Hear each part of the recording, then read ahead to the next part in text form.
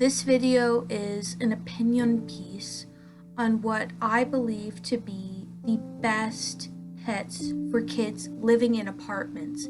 Not necessarily the best pets for kids, but best pets for kids living in apartments, because when you live in a small space, there are more considerations to be had, and especially since most apartments don't really have a unless you're on like the very bottom floor, you wouldn't have a backyard, and animals like dogs and cats really benefit from that. So this is a list of 3 animals that fit my very rigid, very thorough criteria for what I think would make a good pet for kids living in apartments. Before I list those 3 animals, I will read out the criteria that I used. I will be looking down because I'm reading off this list that I've made. It's hard to remember all this stuff off the top of my head because, again, I went into a lot of detail. So, temperature. According to Statistics Canada, the average Canadian household keeps a daytime temperature of 20 to 22 degrees Celsius and a nighttime temperature of 16 to 18 degrees Celsius. I chose animals that would be comfortable at this temperature without needing to purchase specialized heating equipment. I believe that heat mats, thermostats, aquarium heaters, and ceramic heat emitters are too complicated to be properly set up and maintained by a child. And by a child, I mean anyone under 16.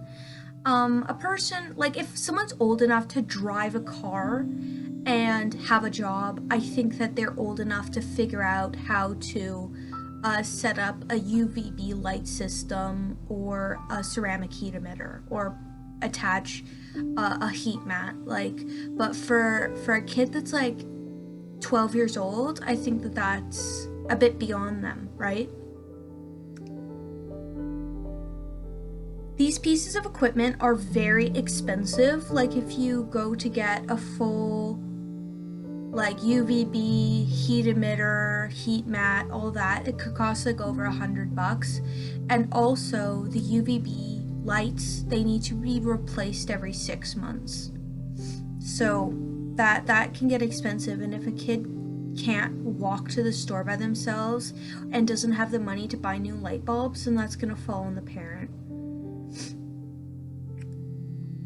And if a heat mat is misused, if the thermostat isn't set correctly, it can actually heat the animal to death.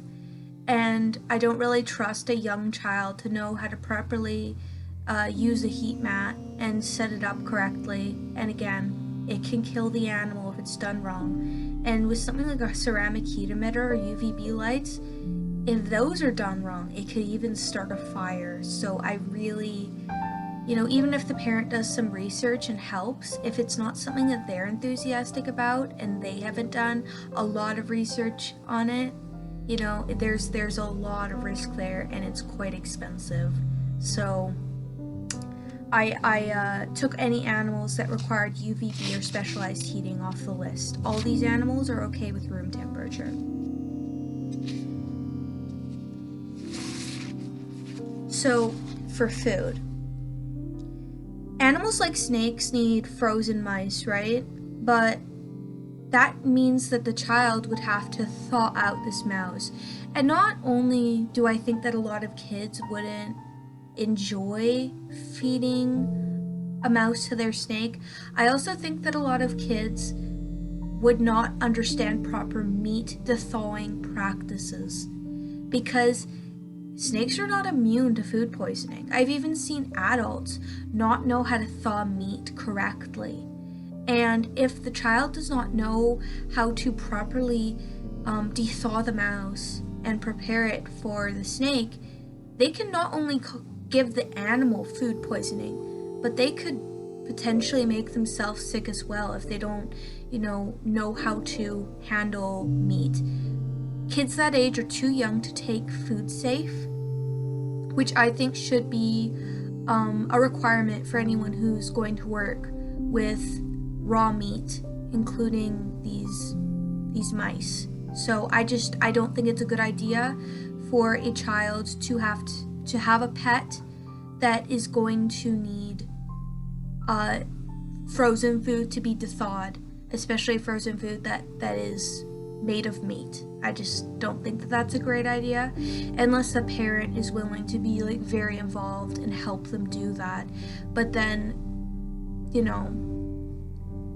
that, in my opinion, I think a lot of kids do want to be responsible for their pet, and so selecting a pet that a child could potentially feed on their own, I think that that's something that could be a growing experience for them. And if the parent just ends up doing everything, then that kind of takes away from the point. So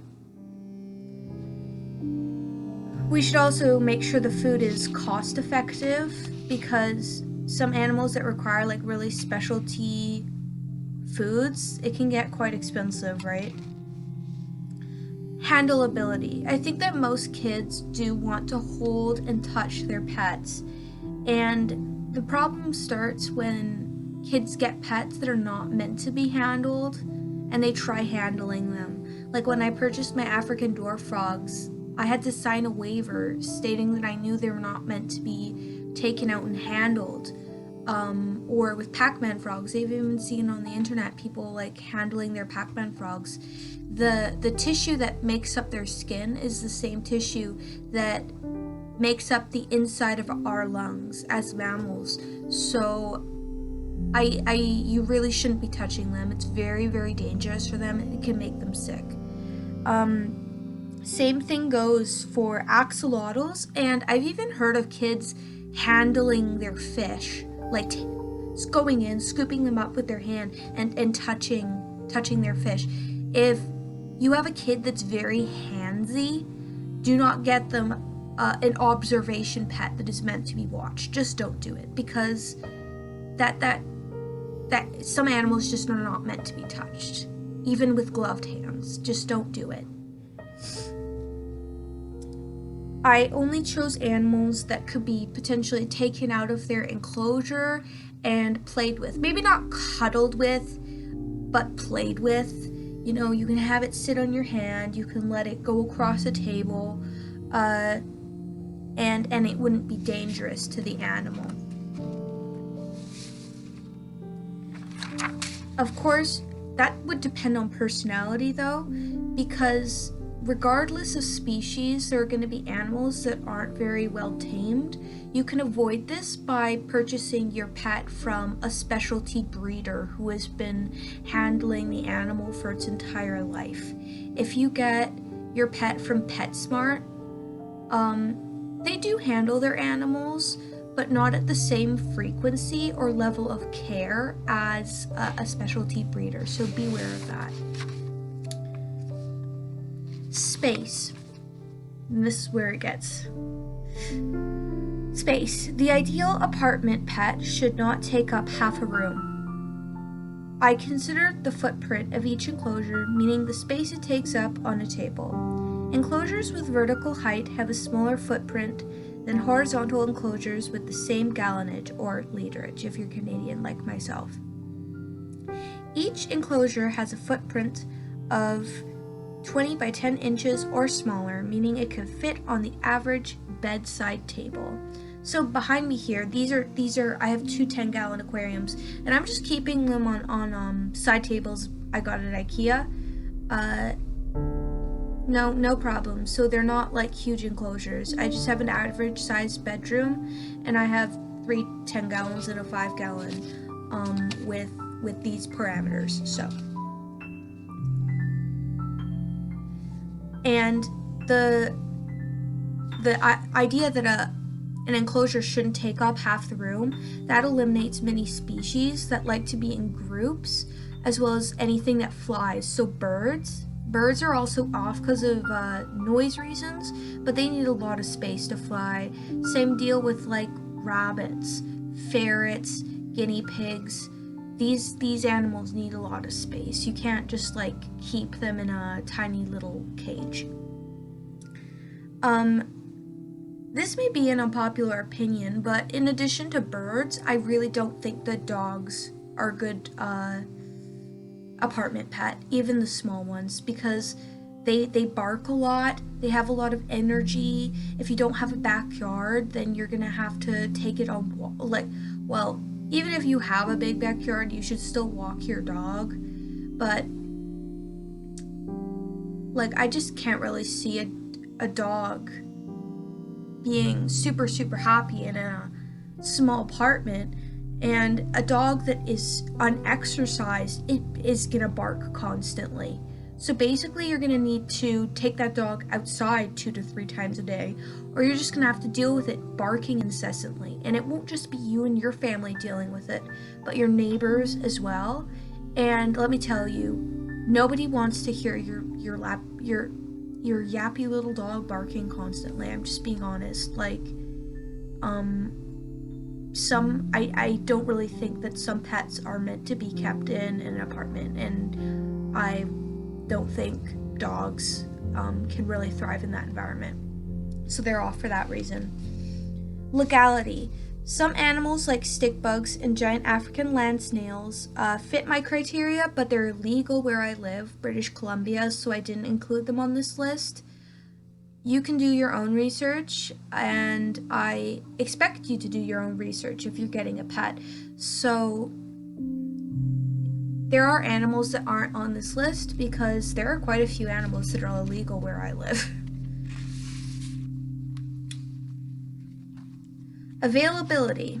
I chose animals available at big box retailers, although I encourage people to get their animals from a responsible breeder. I just want to make sure average Canadian city dwellers have access to the animals I have listed, otherwise this video is useless. If I list a bunch of really obscure animals no one has access to, it's what would be the point of this video, right? Cost and veterinary bills. Animals like dogs and cats require spaying and neutering, vaccinations, and yearly checkups. This can get pricey. Enclosures, heaters, UVB, and other specialized pieces of equipment can get expensive and may need frequent replacement, like UVB light bulbs. My animals do not need neutering or vaccinations, however, they should still be brought to a vet if they're severely ill. These animals are easy to clean up after. Animals like gerbils and hamsters dig underground burrows and need at least 6 inches of bedding. In my opinion, this makes cleaning much more difficult because there is more bedding to change, and spot cleaning the enclosure without destroying the burrow is difficult. Cats need their litter box changed, and dogs need to be walked. It can be hard for kids to do these things alone, depending on age. I believe a child 10 years or older can clean the enclosures of all the animals I chose. This is why no aquariums are on my list. If a child tries to clean the aquarium and spills water, it can ruin the floors. I also think filter maintenance would be too complicated for many kids. Sponge filters need assembly, and an unserviced HOB filter can flood the house. Sociability. When you have an animal that must be kept in pairs, things get more complicated because if one dies, you can feel compelled to purchase another. When it comes to taming, it's easier to tame one animal than 2. I'm going to end the video here and make a part 2 with my list of animals, because otherwise this video would be very, very long.